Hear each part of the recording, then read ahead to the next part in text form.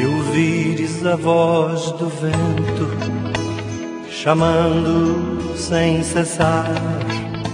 Olá para você que nos acompanha no programa Esta Igreja desta semana. Nós estamos no mês vocacional, então a paz de Jesus e o amor de Maria para você e para toda a sua família. Hoje o nosso bate-papo é com o Frei Antônio Moser, ele que é diretor-presidente da editora Vozes e do editorial Vozes. Seja muito bem-vindo, Frei Moser, aqui em Manaus e ao programa Esta Igreja. Muito obrigado. Já algumas oportunidades eu tive de falar Isto é Igreja e eu quero parabenizar vocês por esses programas, mostrando uma face risonha da nossa igreja. Em João capítulo 15, versículo 16, está escrito assim: Não fostes vós que me escolhestes, fui eu que vos escolhi. A decisão é tua, a decisão é tua. Vocação o que é? Vocação é chamado. E o primeiro chamado que Deus nos faz é o chamado à vida. Vocação à existência. Em seguida, essa vocação à vida, ela vai se concretizando através de várias opções de quem é chamado para a vida. No nosso caso, por exemplo, dos religiosos, sacerdotes, nós não somos mais do que ninguém, mas nós recebemos uma missão especial. Fomos vocacionados para ser profetas, fazendo o que Jesus fez, não é? Anunciando uma boa nova para todos. Existem dois tipos de vocação, que são profissional e religiosa. A vocação profissional é formada por um conjunto de aptidões naturais, como também interesses específicos do indivíduo que o direcionam na escolha de uma profissão. Que é uma grande carência de profissionais nas várias áreas. Você encontrar um verdadeiro profissional. Por exemplo, sobretudo essas áreas mais comuns, hoje todo mundo trabalha na informática, o que é um benefício, não tenha dúvida. Mas, por exemplo, você quer um bom serralheiro, você quer um bom pedreiro, né, um bom construtor, é muito difícil de encontrar. Então, o investimento na profissionalização faz parte da realização das pessoas e do equilíbrio da sociedade. Os desequilíbrios que nós estamos vivenciando têm muito a ver com a falta de profissionais em muitos dos setores da sociedade, por exemplo, na política. Já a vocação religiosa é um chamado de Deus para a prática religiosa.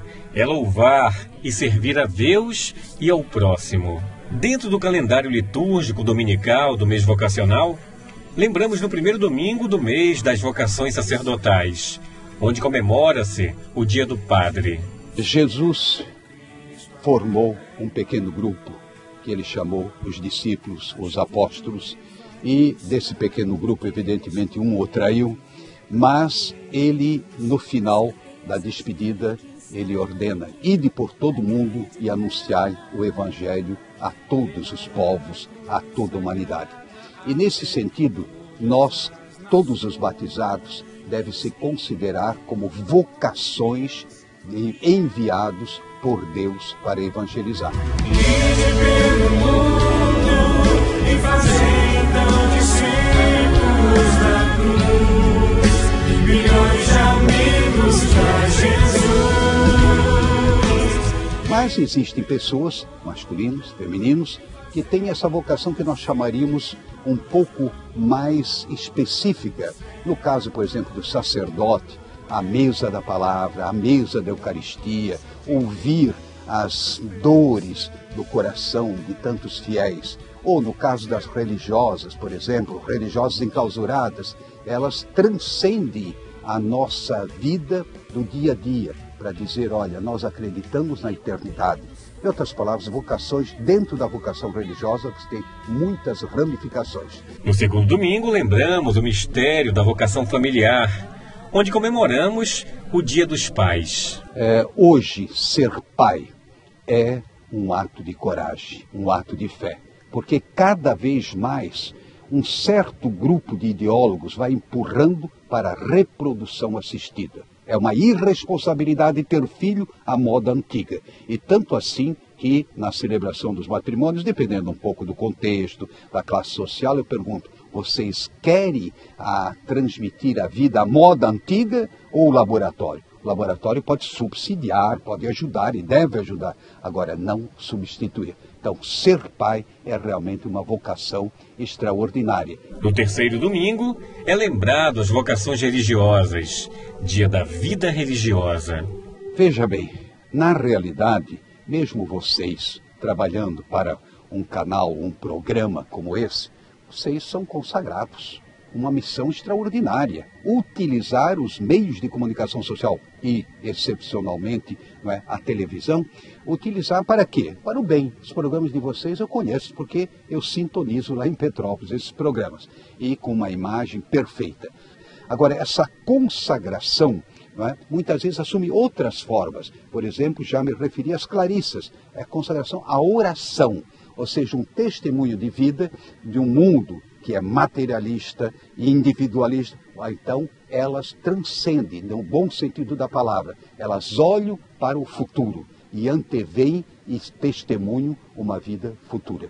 No presente, sem deixar, digamos assim, de serem verdadeiramente mulheres, ou dependendo, por exemplo, os cartuchos, verdadeiramente homens, mas que se dedicam totalmente à oração como testemunho de vida e, ao mesmo tempo, consagrando o mundo, traduzindo, entregando esse mundo das mãos de Deus. No quarto domingo é lembrado o mistério das vocações leigas e também dia do catequista. É de pequenino que se torce o pepino, ou seja, você tem que semear a boa semente. O que é que as crianças aprendem hoje, não é? Com o seu iPhone, seu iPad, claro, coisas interessantes. E o que aprende dentro do contexto da vida familiar? Então, muitas vezes, inúmeras crianças não têm essa oportunidade de conhecer Jesus, a história de Jesus. E eu insisto muito para os nossos produtores, digamos assim, das coleções de catequese, que dêem um caráter positivo. Primeiro, se encantar por Jesus Cristo. Depois é que então vem os desdobramentos. Não começar com mandamento, não pode, isso é pecado. Nem fale disso. Fale da beleza de amar Jesus Cristo e amar o seu próximo. Então, semeando no coração da criança essa boa semente, a gente tem uma esperança de um Brasil diferente, menos violento, menos ganancioso, menos prepotente, mas um Brasil onde reine verdadeiramente a fraternidade. Seguir uma vocação é buscar incansavelmente uma resposta aos próprios anseios. Todo ser humano é chamado a decidir-se e assumir os valores descobertos em si e não poupar esforços para alcançar os objetivos propostos. Então, Frei, queria agradecer de coração. O programa Esta Igreja está sempre de portas abertas para todas as vezes que chegar a Manaus, né, poder bater um papo com a gente. Eu que agradeço e pode estar certo que eu vou aproveitar, não tenha dúvida, porque é um canal poderoso e uma TV muito bem estruturada, um programa muito bem estruturado.